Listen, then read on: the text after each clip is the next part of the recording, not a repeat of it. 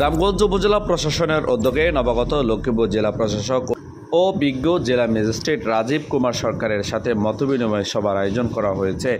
আজ বুধবার সকালে রামগঞ্জ উপজেলা পরিষদের সম্মেলন কক্ষে এই মতবিনিময় সভা অনুষ্ঠিত হয়।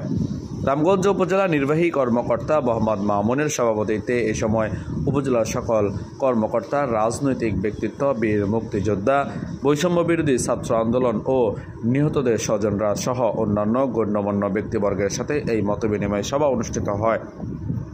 মতবিনিময় সভায় উপজেলা বিএনপির সাবেক সাধারণ সম্পাদক ও জেলা বিএনপির সদস্য বিপি আব্দুর রহিম তার বক্তব্যে বলেন, উপজেলা আইনশৃঙ্খলা পরিস্থিতি স্বাভাবিক রাখতে প্রশাসনের ভূমিকা পালনের পাশাপাশি মাদক, ইফটিজিং, অপরাধ, অনিয়ম এবং বাজার সিন্ডিকেট বন্ধে ভূমিকা রাখতে হবে। তিনি বলেন, স্বৈরাচার সরকারকে হটিয়েছে ছাত্র জনতা, সেই সাথে আগামীতে বাংলাদেশকে নতুন ধারায় এগিয়ে নিয়ে যাওয়ার জন্য সকলকে ঐক্যবদ্ধ হয়ে কাজ করে যেতে হবে।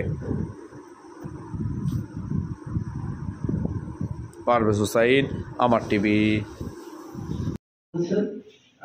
আমি এক্ষেত্রে আইনশৃঙ্খলা রক্ষাকারী বাহিনীতে যথাযথ ভূমিকা পালন করতে বলবো এবং আমাদের যে উপজেলা নির্বাহী অফিসার এবং আমাদের যে এসিলেন্ট রয়েছে তারা আপনারা জানেন তারা এক্সিকিউটিভ ম্যাজিস্ট্রেটের দায়িত্ব পালন করে সরকারের পক্ষ থেকে এবং ভ্রাম্যমাণ আদালতের তফসিলভুক্ত একটি আইন ক্ষেত্র বিশেষে ইফটিজিং এর জন্য যারা দোষী বা চিহ্নিত তাদেরকে গ্রেফতার করে উপযুক্ত শাস্তি দেওয়ার জন্য আমি এখানে বলে যাচ্ছি সবাইকে। আমি আশা করি এর মধ্য দিয়ে ইফটিজিং মুক্ত পরিবেশ আমরা উপজেলায় তৈরি করতে পারবো।